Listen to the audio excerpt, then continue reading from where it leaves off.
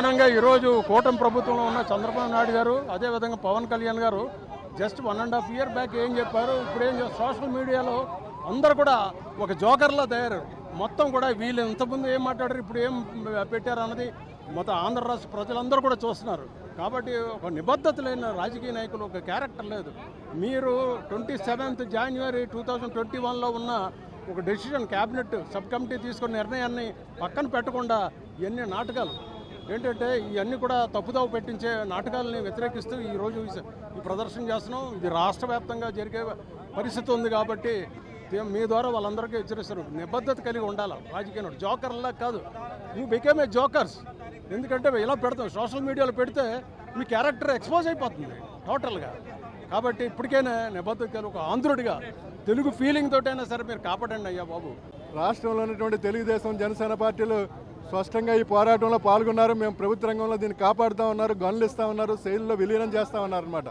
ఈవేళ 11,500 కోట్ల రూపాయలు మీ ప్యాకేజ్ ఇచ్చామని చెప్పేసి ఇక్కడ 4,600 మంది కాంట్రాక్ట్ కార్మికులు తొలగించారు. నిర్వాసులకు భవిష్యత్తులో ఉపాధి లేకుండా ఈఓఐ పేరు మీద స్టీల్ ప్లాంట్లోని ఆంధ్రులకి, తెలుగు వారికి అన్యాయం జరుగుతుంది. దీన్ని మీరు యొక్క పరిస్థితిని మీరు ఉపసంహరించుకోకపోతే మటుకు ఈ రాష్ట్ర వ్యాప్తంగా మరొక ప్రజా ఉద్యమం అనేది నడుస్తుందని చెప్పేసి కేంద్ర ప్రభుత్వానికి హెచ్చరిస్తున్నాం. స్టీల్ ప్లాంట్ విషయంలో కేంద్ర ద్రోహం, దానికి టీడీపీ జనసేన జత కట్టడం, ఈ రెండు స్పష్టంగా కనిపిస్తూ ఉన్నాయి. ఈఓఏ ద్వారా స్టీల్ ప్లాంట్ని ముక్కలు చేసి ప్రైవేట్ వ్యక్తులు కట్టబెట్టడం కోసం కేంద్రం ఆదేశాలు జారీ చేస్తే ఆదేశాలని నమ్మిన బంటులాగా చంద్రబాబు నాయుడు, పవన్ కళ్యాణ్, ఇక్కడ ఉన్నటువంటి ఎమ్మెల్యే పల్లా శ్రీనివాసరావు, ఎంపీ భరత్ వీరు కూడబలుకొని స్టీల్ ప్లాంట్కి ద్రోహం చేస్తూ ఉన్నారు. స్టీల్ ప్లాంట్ ప్రైవేటీకరణ చేయడం కోసం ఈఓఐ తీసుకొచ్చారు. దీన్ని వెంటనే రద్దు చేయాలని చెప్పి డిమాండ్ చేస్తూ తొలగించిన కాంట్రాక్ట్ కార్మికులు 5,000 మంది వెంటనే రద్దులో తీసుకోవాలి. ఇతర రాష్ట్రాల నుంచి తీసుకొచ్చిన కాంట్రాక్ట్ కార్మికులు నిలువరించాలి. అదేవిధంగా నిర్వాసులకు ఉద్యోగాలు ఇవ్వాలి, ఎంప్లాయీస్కి జీతభత్యాలు ఇవ్వాలి.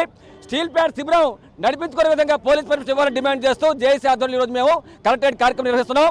ప్రభుత్వం గారు స్పందించి చర్యలు చేపట్టకపోతే ఖచ్చితంగా మీరు తగిన మూల్యం చెల్లించుకోవాల్సి ఉంటుందని చెప్పి మీ ద్వారా హెచ్చరిస్తున్నాం. For latest updates on India-Pakistan tensions, download RTV Live app.